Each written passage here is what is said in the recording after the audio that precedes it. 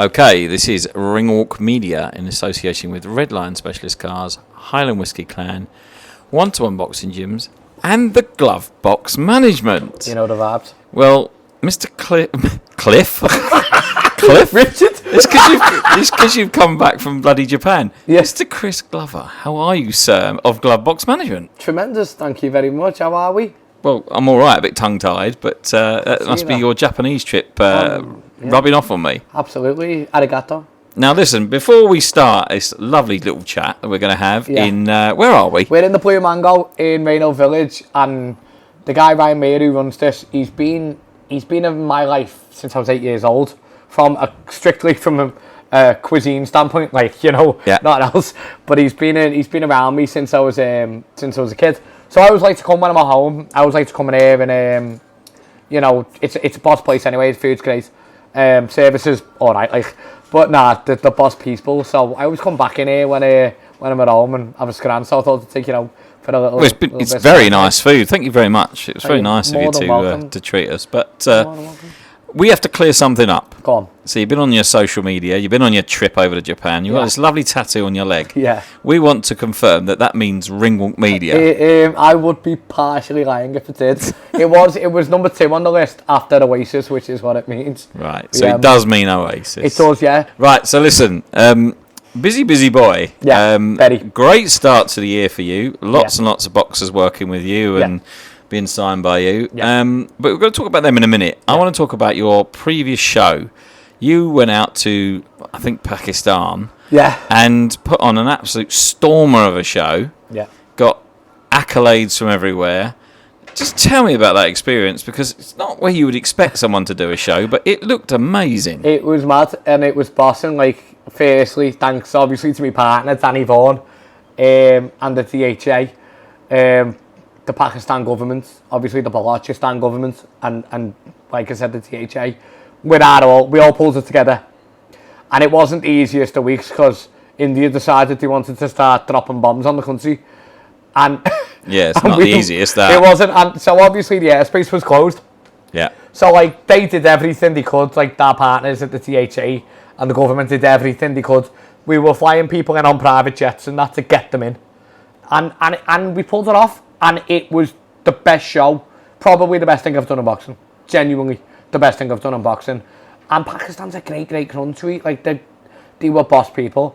Obviously, cherry on top was Waz winning, great fight. But they were all boss fights. They were all great fights. Me and Sonny Wagon, my mate, we matched the show. And I took we both took the care in getting the right fights together. Yeah. And I think they were all boss fights. So it was a great event. It was sold out, 5,000, did over 1 million views on Geo Super, internationally on Fight TV. We had a great broadcast team, was coming through at the end. Everyone had a great night, great entertainment. It was probably the best thing I've been a part of. So onwards and upwards is from me, Danny, Falcon as a whole, Waz, and the DHA working together moving forward. Yeah, buzzing. I mean, it's kind of stuff of dreams, really, because if you're going to put a show on, you wouldn't have picked there, but now I think you probably would. Yeah, it was the best thing I've done. Obviously, the middle of the week, it became a nightmare. I think I slept for about 5 hours all week. It was absolutely, up on the phone. I'm stuck in Dubai, what to do? I'm like, get a hotel, lad. We'll send you the money, go and get a hotel. Yeah. And it was an absolute nightmare. But Danny walked in my room, knocked out. So I had a big, we all had these big apartments, the DHA gave us at the Quetta Club, and they were boss, and the food was great, took care of us all week. I was there for 2 weeks. He comes in my room about 8 o'clock in the morning. I'm like, what's up? And he went, India bombed the country. I started laughing. Of course they have. Of course. No, I didn't doubt that it was a lie. I'm like, of course, everything was going so perfectly. Yeah. Something was going to go wrong. And a multinational conflict was not on the bingo cards, but it did happen. But you know what then? I remember we walked in the show and I'm sat there with the Chief Minister, my mate, Captain Bukti, and we sat there and Roberto Diaz, El Jefe, was there with us. And he went, the war's just ended and that, and I was like, Pakistan's in a bad, made up. I'm like, thanks, can we enjoy the show now? Do you know what I mean? So Quetta was a beautiful place. The people were amazing. obviously everyone who went involved in the show, you know, from our team, from Falcon, me, Danny Vaughan, Martin, Clifford, Nick Platt from Drop City, Wacker, Wacker Events. Like, we just pulled together, and it was not an easy week personally, but we pulled together, and obviously with the THA and the government and the state of Balochistan, we pulled it off. So, and we crowned, a version of the world, was won a version of the world title, and well, I'm going to speak to you about that in a minute. yeah. So that was the cherry on top. Was coming back, and winning that. So delighted. It couldn't have got any better. So, give us the full name of your fighter that just won the world Mohammed title. Waseem. So, He had a good fight out there. I watched it. Yeah. It back, and it was a great performance. And yeah, he's got himself a version of the world title, right? absolutely, yeah. And credit to Winston Oweno as well. Like, he was game as he got 12 weeks for camp. It wasn't some last minute, short notice opponents. It was a proper challenge. He came to win. Like, the kids only lost on short notice before. He had 12 weeks, so he came to win. And I really respect him and his team. Obviously, Roberto helped us with that, Moran. Thank you. And, Venezuelans are great fighters. Look at Jorge Linares. Look at, Edwin Valero. They make them tough over there. So I was delighted with the main event, but also I was delighted with Jesus Saracho had a good win against Joseph Montano. He'll come back. He'll probably fight Mohamed Mamoon on our next show. I think that's a great fight in association with Roy Jones. The greatest probably I've ever seen. Mamoon will fight, Tavik Zania could box for a version of the world title next. Batches Andjukambayev could box for the version of the world title next. But that's still out there. That's in the works, but it's not done. No. But we've got obviously Jimmy Kelly's going to come back, and I said to everyone who came to our show, listen, we've not had the easiest of weeks. Yeah. It's been hard. So if you stand on for us this week, you'll always have somewhere to box with me. As long as I'm in boxing, sorry, that's all right. Mike there. As long as I'm in boxing, you'll have somewhere to box with me. It's called loyalty, and it's rare in this game. So I've been loyal to places who weren't loyal to me, but it doesn't mean I'm going to stop being the person I am just because other people have, done me over and that and turned sick and that. I'm going to stay the way I am. So everyone who boxed on that show will have the opportunity to box on our next show. But there'll be some cool additions as well. I just had a good trip to Japan, obviously. Like Mr. Honda might send someone over in a 6-rounder if they want to. The offer's open for them to do that. I'd love, I was at Nakatani and Nishida, so I'd love like an up-and-coming Japanese fighter on. I think Inoue's previous opponent, Kim, the South Korean kid, will be on our next show. Right. And obviously Jimmy will step up in class again, and he'll work towards getting back to, a world top 15 rating to give himself a world title fight. Jimmy Kelly, that is. He's open. Jay Metcalf will be back. Sharkan Aliyev will probably debut with me. World Amateur Games bronze medalist, he's with me now. So it's going to be a lot of really talented kids.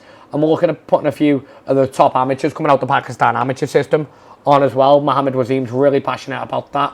Yeah. So it's a nice eclectic mix, and obviously in association with our good friends at the WBA, who I could not thank more. They were so understanding with the situation that went on in during our fight week. Yeah. Wancho, obviously Roberto was helping us with them, and the whole of them. They were great.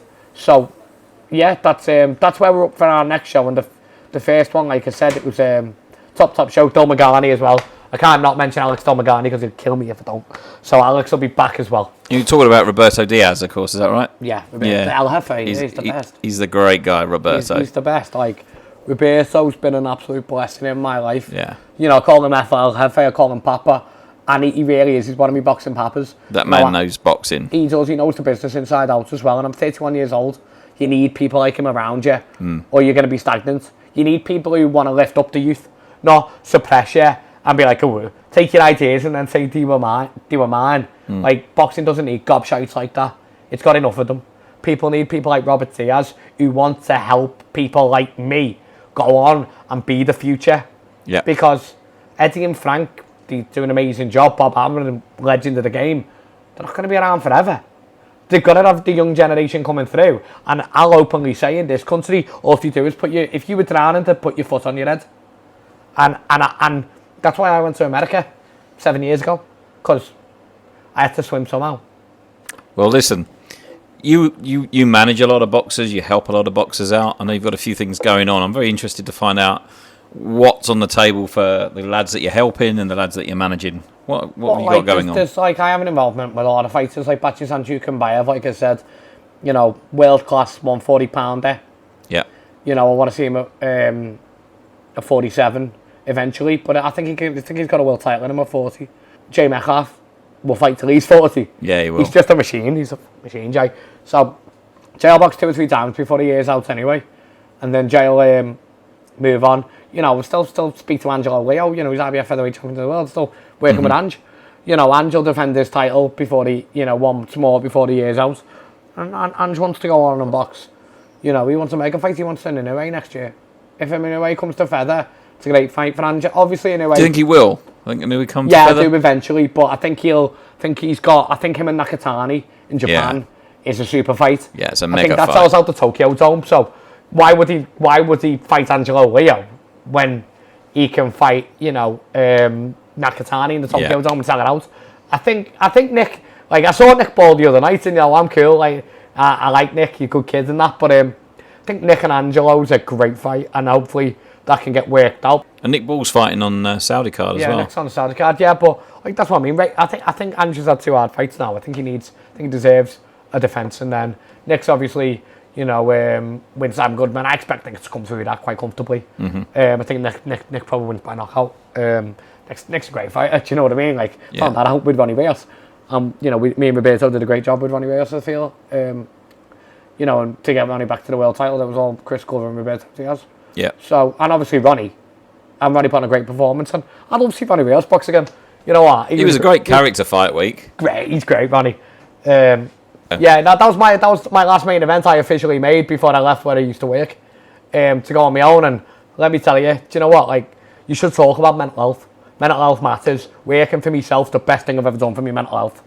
You can quote me on that. I'm not sure it's made mine any better. But the people around me think theirs are fucked, but mine's alright.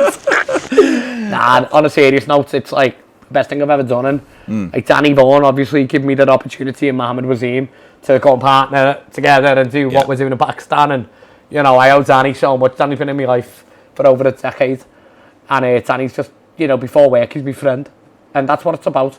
And you can never say that. I learned boxing off Andre Rozier, and me and Andre had a fallout, and I texted Andre the other day just saying let's have a chat. Andre taught me boxing. You know what I mean? I will forever be indebted to that man for teaching me boxing. He taught me that Brooklyn defensive circle style. Yeah. And that I still, when I'm in the gym, still work with, obviously still work with the fighters. And I always revert back to what Andre taught me. Andre taught me boxing. And I'll always love Andre. We might have fallen out, but I still love him. And hopefully we can repair that in the future. But that's real boxing people. Yeah. They teach you, they lift you up, they educate you. And it's always personal in that standpoint. But also when you don't like someone that you work with, and you fall out, you say you fell out because it was personal. You didn't like them because it was a personal reason, do you know what I mean? Boxing is never just, it's just business. It's a lot of bollocks. People are getting punched in the head. That's personal. Well, let's talk about something else other than boxing for a minute. Go on. Because Dem Rats, I heard them the other night. They're really good, and you have something. You look after them or working with the management. Working with the management, yeah. Part of the management team now with Glyn. So they're a Liverpool band, right? Yeah, Scouse band, indie band. Yeah, they're indie band, and they're really good. That boss, yeah, they are class. I think they're the best. There's some top bands coming out the city, like Red Rum Club. I think Ellis Murphy's absolute boss. There's some boss kids coming out the city. But I think Rats are up there. I think they tell stories about just growing up as a lad in the northwest of England. Didn't mind be not from a lyrical standpoint. When you listen to the early Arctic Monkey stuff, I laugh because I'm that reminds me of growing up in the north of England as kids, and they're like that. But obviously they've got their own different vibe. They're not indie to be as indie, and they're not grime to be grime. They're kind of somewhere like some grey area in the middle. Mixture of the three. Yeah, but it's a unique sound, and I think they're just a boss band. So, you know, tune in.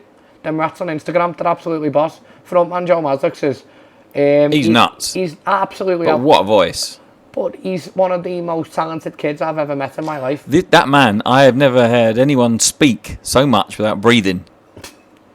That man just does not breathe. No comment. He's one of the nicest fellas you'll meet, but dear God, you boss kid. take a breath, lad. But good Evertonian as well. But he's a boss kid. But they're a boss band, and they're like, I had a great conversation with Glenn tonight, and listen, we're gonna push them. We're talking about Liverpool, Yeah. Which we weren't. We were talking about Everton, but we'll talk about Liverpool. Natasha Jonas, Yeah. MBE. Yeah. That is the best news I've heard this year, because they don't call her Miss GB for nothing. No. She's given so much, not just to women's boxing, but to boxing in general. Very well deserved, isn't it? Yeah. Absolutely. Yeah. I think she's given a lot of hope to girls in Britain, world, globally, but in this city, in Liverpool as well. Do you know, like, she's been a great role model. She's a great role model, that's it. She's just a great role model to the kids in the city. And this city lacks them. At times, I think Bellew's a great role model to the kids. Do you know what I mean? Like, fighters like Rocky Fielding have been as well.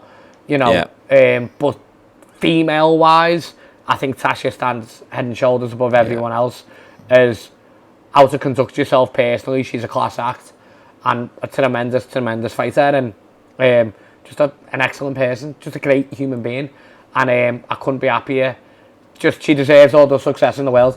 And like Sky Sports, you know, I feel I've done a great job as well promoting the person Tasha is, because she is a great person. Boxer, and Ben is, you know, my mate, as everyone knows, and I think he does love Tash. Yeah. And this is Ben Shalom we're talking about from Boxer. And I know they do love it, and they've done their best. Whether people agree or not, I feel like they've done their best to promote her for what she is. But she was going to shine anyway. No matter where Tasha was, she was going to shine, and I think the MB is just the icing. You know, it's the icing on the cake, and she deserves it. Made up for her. Well, there's one more question I want to ask about Tasha. Go on. She's not officially retired yet. Yeah. She says she has, but she hasn't. Right. Do you reckon she's got one more big one in her? Because all the MVP signings, there aren't that many opposition because they're all in house. Yeah. So surely that opens it up for Tasha to have one more big fight. If Jake Paul he's making a big run at women's boxing. He is. You know, Mike Leonardi works for MVP. He's a good friend of mine and a great fella, Mike. And I want to see women's boxing progress and do well, don't we all? Yep. And I think Tasha is, you know, she should shine at the Garden. She should get a big night at the Garden. I'd love her to box there. I think she deserves it. You know, Ellie's obviously with them, and Ellie Scott, and he's just one of the best human beings you'll ever meet. And she's a Palace fan. Yeah, well, you know, it's all right in my book. Can't be all great, can we? But FA Cup holders, I don't want to mention that, but we are. But Ellie's boss. So, like, you know, like, seeing girls like Ellie and that getting big opportunities, I feel that's great. You know, like, that's great for them. And I think, you know, Tasha should get a look in. You know, I always wanted to see Tasha Jonas back Kelly Harrington. That was the fight I always wanted to see. But who knows? I don't know if we'll ever get it. I don't have a clue. It's not even me pretending that it's going to happen, knowing that it will. And I genuinely have no idea if it ever would. But that's the fight I always wanted to see. But I do think Tasha should get an opportunity at somewhere like the Garden. You know, there's plenty of American girls she can box. And that I don't think she deserves it, doesn't she? I think she deserves it, but I also think she'd beat half them. Yeah. So she's not finished yet. No, she's a hard woman. Fair play to her. Now listen, Pakistan show. You mentioned your commentary team. Yeah. Mr. Crollo was out there, wasn't he? And came out as a spectator. And ended up working. Tell me about that. No. Well, he kind of did. Crollo was a special guest with Paul Weir. Special guest. Yeah, like, so I had him up on stage doing speeches to the whole Pakistan government and everything. We had a laugh, to be honest. I got given this very nice ceremonial headdress. I've seen it. And labelled Captain Chris Baloch. As honorary sports minister for the Balochistan government. And that's true. No, that's true, yeah. I'm not joking, yeah. They're like giving you the key to the city or something like They that. should do as well. Do you see the shit that we... But hang on, what were your first 2 things you did? I can't tell you. Come on.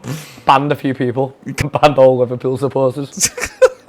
So you're going to have to cut that out. I'm not cutting that out now. That's on tape. I can't say that bad is it. Bet Sean will fall out with me. That can go in the bloopers. Yeah, How about that's going to definitely be a band. Anyway, but no, like on a serious note, you know, it was an honour to be even seen upon by like the Corps Commander, the Brigadier, obviously the Chief Minister and the Governor. To be seen in such a light, one of us have done something right, along with Danny, and obviously nothing is possible without Danny Vaughan, and I can't stress that enough. But you know, we must have done something right. Yeah. And they treated us well, and can't wait to get back there. We're looking at October, getting back there, and then... There's going to be a show in October, yeah? Yeah, we're looking at that in October. A mega show, could be a 2-night event. That's what I want. That'd be amazing. Don't know yet. We might bring one of the conventions as well to it. That's one of the plans, is to like kind of double it up as a convention, like a regional convention for the WBA, maybe. And we're working on that now. Obviously, it's got to fit with the WBA if they want it. And then, on top of that... and then we're looking to launch Falcon in the UK by the end of the year. Okay. But I'm not rushing it. It's got to be step-by-step process. So that'll mean I'll be signing more fighters from round here. We've got to do all the logistical red tape. It's still not done yet. But that's the plan. Like, you know, I'm not going to say something cringy. I'm not here to take part. I'm here to take over. Take over fucking what? Do you know what I mean? I'm just here to try and do something right by boxing. Do the best I can. Earn a living. And make sure everyone eats around me. That's my head. And you know what, it's a laugh. You know what I mean? Like, it's not a bad attitude, mate. Yeah, like we were saying off camera before, but boxing should be ran by people who understand the mentality, the mental side of it. How can some rich kid tell me, you know, that's never boxed, never been in a gym, in a competitive environment, how can they tell me they know what's best for a fighter? Or some rich fella who's just doing it on a fucking ego trip. How can they tell me about boxing? They weren't sparring Richard Comey. They haven't sparred Paulie Malignaggi. They haven't sparred Richard Sinichins. You know, Chris Algieri. I fucking have. What can they tell me? Fuck all. They may be able to tell me something about business, and I'll listen. But tell me something about boxing? Nah. Boxing should be run by boxing people, not rich people with egos. What a great way to finish an interview, my friend. Mashallah. Arigato. Always, Multilingual. listen, I know we could sit here for another half an hour, right? Everyone. But I want me seconds because this place, I can smell the food in yeah, here. Yeah, I'm waiting for the scran now. What's it called, this place again? Blue Mango, Rainhill Blue Village. Mango Yeah, in Rainhill it's Village. mega. They've got a nice bar. Yeah, it's nice. Nice bar, great ale. Obviously, I'm on the J2Os. Get me 5 a day in now. I think this is one of them. That was placed there to No, make you look it wasn't. Yes, it bloody was. No, it wasn't. It No, wasn't. I'm on me 5 a days at the moment. That does not count as 5 a day. No, I'm back in the gym, back training with Crawler. We might do something in the Dominican Republic. I might go and have a 6-rounder just for a laugh. Oh, dear. No, well, you know, undefeated, 2-0, 2 first round knockouts. But if you need your own personal media, I'll come for that. Well, we've... As long, you know, as soon as you sponsor the channel, it would be nice. Well, I sponsored the channel because for me, it's the best channel out there. You ask questions and let the person being interviewed express themselves and buzz off that fact and adapt and adjust. You know, I did do politics and journalism in university. I do understand it. Like, that show we did was put together by Chris Glover, Danny Vaughan, and Falcon and DHA. Yeah. And the governmental people, and WAS, obviously, and the governmental Yeah. hierarchy in Pakistan. But if it weren't for the boxing, who the fuck are we? Nobody. Do you know what I mean? There's no main character syndrome here. We're just there to promote everyone around us. Yeah. Like, and that's why, like, Crawler came out and, you know, he had lads like Sahir Iqbal and Sahir will come back, you know, and Alex Domagani, Alex will come back. Like, it's about them, not about me, because without them, there's no me. It's exactly what we do. And that's what boxing's about. Yeah. Working class lads, kids who go to football, still drink with the lads they grew up with. You know, it's about people like that going on and doing something in their lives. Like Tony Bellew did. Do you know what I mean? Yeah. I'm not saying I'm going to be Tony Bellew because I'm not. I'm different elements of the industry. But it's about that. Do you know what I mean? It's about people like Tommy Gilmore, who was born into boxing, but learned it all. One of the greatest influences on my boxing life has been Tommy Gilmore, MBE. And, you know, people like that, boxing people, Yeah. who've worked through it. Tommy went on to become a very wealthy man, but it wasn't because he was stupid. Do you know what I mean? It was because he learned the industry, and that's who I try and model myself on, people like him. Do you know what I mean? I don't want to be someone with main character syndrome, even though probably people think I've got it. That's your opinion. I don't think anybody could accuse you of that, mate. So. Well, I did have to MC in Pakistan. Well, there's a story behind that, and I'm going to tell it before we go. Go on then. So the MC goes to get on the plane from Manchester. Gets told you're not getting on this plane, literally by like security staff / police in the airport. They weren't allowing British nationals to board to Pakistan. Who was the MC? Bobby Blundell. Oh, He's my mate, and I don't want to grass him in. Bob's me mate, though. Do you know what I mean? So Bob. Didn't fancy it. Well, they were bombing, you know, India were bombing the country. So I get it. By the way, this is owned by Bangladeshi people. Minor detail, yeah. So like, we had no MC. Well, I'll do it. But who else? You did it in the hat as well, didn't you? So, well, that was gifted to me by Chief Minister, mashallah.